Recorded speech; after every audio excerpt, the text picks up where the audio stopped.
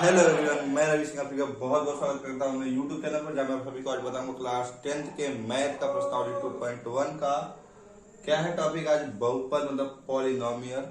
इसका मतलब क्या है कि बहुपद है क्या, पहले ये जान लेते हैं। तो ऐसे बीजीय व्यंजक मतलब अलजेब्रिक एक्सप्रेशन हो जिसमें चर राशि मतलब वेरिएबल्स जो है ए से जेड तक की बात हो रही है यहाँ पे, उसकी घात में एक होल नंबर मतलब पूर्ण संख्या होनी चाहिए। उसके घात में एक पूर्ण संख्या होनी चाहिए, ठीक है। मतलब ऐसा बीजीय व्यंजक होना चाहिए जिसमें जो चर राशि है उसकी घात एक पूर्ण संख्या लगी होनी चाहिए, ठीक है। तो अब देखते हैं बहुपद में क्या क्या चीजें होंगी। चरों की संख्या देखते हैं हम लोग। क्या देखते हैं कि कितने वेरिएबल्स मतलब कितनी चर संख्याएं हैं। जैसे अगर x 3-4 बार लिख दिया मैंने तो x तो एक ही है, मतलब चर राशि कितने हैं, एक है x।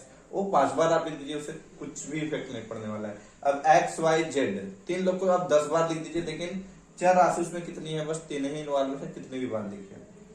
बहुपद की घात सबसे ज्यादा जिसकी घात सबसे बड़ी होगी उसे ही कहते हैं बहुपद की घात, ठीक है ना। बहुपद की घात किसे कहते हैं, ध्यान से, जिसमें जो क्या होगी ना, समीकरण में सबसे बड़ी घात होगी चर राशि की। तो देखते हैं इसमें चर राशि की संख्या कितनी है। इसमें देखिए एक है भैया, एक्स है, 2 बार उसे मतलब नहीं है, लेकिन एक्स ही है ना, तो एक एक्स और वाई 2 है, तो भैया इसमें कितने वेरिएबल्स हैं, 2। इसमें इसको भी ये क्या है, मैंने बोला घात क्या होनी चाहिए, पूर्ण संख्या, तो ये तो कोई भैया बहुपद है ही नहीं, तो इसको कट ही खत्म कर देते हैं। अब देखते हैं बहुपद की घात कितनी है। तो बहुपद की घात, इसमें जो बहुपद बनाने वाला है उसकी घात कितनी है, 3। इसमें जो बहुपद बना रहे हो उसकी घात कितनी है भैया, 2, ठीक है ना। तो इस तरीके से ये सब चीजें ना हमें क्लास 6 में मिली थी। क्लास 6 से शुरू हुई, 7th में मिली, 8th में मिली, ठीक है ना। तो हमको जो इस चैप्टर में पढ़ना है ना, उसमें हमको बस जो समीकरण दिया रहेगा उसमें इस टाइप का दिया रहेगा, केवल x, केवल y, केवल z। उस समीकरण में केवल x के बारे में, केवल y के बारे में होगा, केवल z के बारे में होगा और कुछ नहीं होगा। मतलब इन वेरिएबल्स जो होंगे केवल सिंगल होंगे, चर राशि जो भी होगी वो एक ही होगी पूरे समीकरण में। तो अब देखते हैं घात क्या है बहुपद के। जैसे घात के आधार पर क्या हुआ है ना, समीकरण को बांटा गया है। तो रैखिक समीकरण वाला बहुपद जो है, रैखिक बहुपद किसे कहेंगे। तो ऐसा बहुपद जिसमें अधिकतम घात भैया कितनी हो, 1 हो। उस समीकरण में चर राशि की अधिकतम घात, चर राशि की अधिकतम घात 1 हो, तो उसे कहते हैं रैखिक बहुपद। ऐसा बहुपद जिसमें चर राशि की अधिकतम घात या बहुपद की घात क्या हो, 2 हो, तो उसे क्या कहते हैं भैया, द्विघात बहुपद कहते हैं। त्रिघात बहुपद ऐसा समीकरण हो जिसमें चर राशि की अधिकतम घात क्या हो भैया, 3 हो, तो उसे कहते हैं त्रिघात बहुपद है, ठीक है। तो रैखिक बहुपद का उदाहरण देखिए, जैसे 5x + 7 1 - 2x और z। द्विघात बहुपद में x² देखिए, घात जो है ना 2 हो गई। अधिकतम घात के केस में कितने होनी चाहिए, 3 हो चुकी है, 3 यहाँ पे हो चुकी है, ठीक है। तो अभी इसी में ना हमें इस चैप्टर में पढ़ना है शून्यांक के बारे में। ये शून्यांक क्या है, क्या शून्यांक मतलब जीरोस की बात कर रहा है।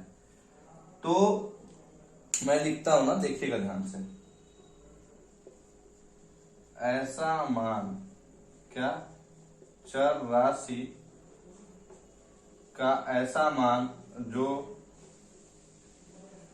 समीकरण को क्या कर दे, 0 बना दे। कैसा कैसा बना दे, समीकरण को 0 बना दे। x का ऐसा मान या चर राशि की ऐसी कोई वैल्यू मिल जाएगी ना हमको, जो कि उस समीकरण को 0 कर देगी। किसके बराबर कर देगी, 0 के बराबर कर देगी। तो उसे ही क्या कहते हैं, शून्यांक है। वो समीकरण का क्या है, शून्यांक है। हम लोग उदाहरण उठाते हैं 1 - 2x से, ये बराबर 0। अब इसको हम लोग बोलेंगे -2x, अब 1 उधर जाएगा तो -1 उधर हो जाएगा। 1 से 1 क्या हो जाएगा, कैंसिल हो जाएगा। क्या हो जाएगा, 1 से 1 कैंसिल हो जाएगा।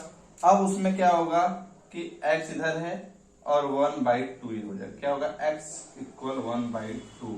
तो ऐसा कौन शून्यांक, मतलब इस समीकरण में अगर बात करें तो शून्यांक कौन है, तो x बराबर मतलब चर राशि के बराबर जो मान है 1/2, वो इसका शून्यांक है। मतलब इस समीकरण में अगर हम वैल्यू रख देते हैं तो रख के देखते हैं 1 माइनस 2 इंटू 1/2 इक्वल 0।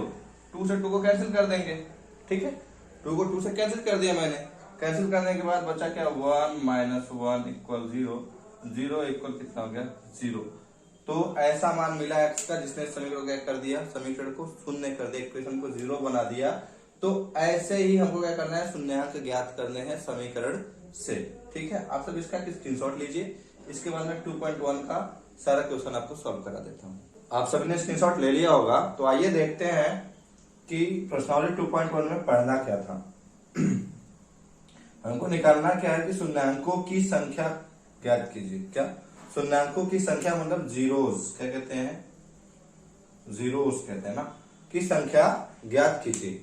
तो इसमें है क्या कि यहाँ पे देखो मैंने नोट में लिखा हुआ है कि बहुपद की ग्राफ, जो एक ग्राफ है, एक्स अक्ष को जितने बिंदुओं पर कट करेगा, एक्स अक्ष पर जितने बिंदुओं पर वो टच हो रहा है वही मतलब उतने ही शून्यंक प्राप्त हो रहे हैं।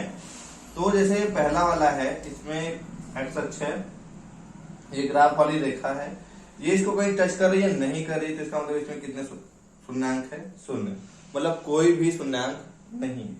दूसरा वाला क्या है कि इसमें कितने शून्यंक हैं, तो देखिए कितने जगह पे कट किया है भैया, एक जगह पे बस। एक्स अक्ष को इस ग्राफ पे कितनी जगह पे, एक जगह पे मत कट किया, मतलब इसमें कितने शून्यंक मिलेंगे इस समीकरण में अगर रखा जाता तो एक ही शून्यंक मिलता।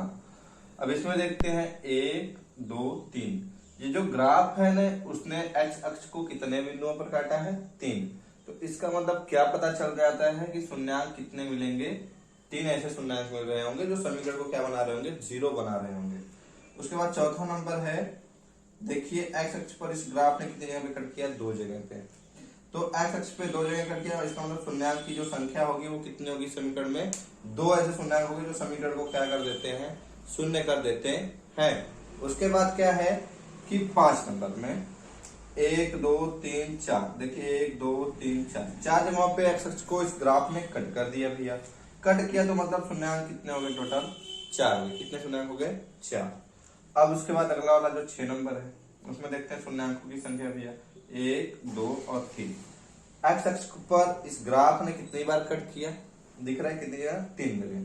तो मतलब इसमें शून्यंकों की संख्या कितनी मिलती है हमको, 3 मिलती।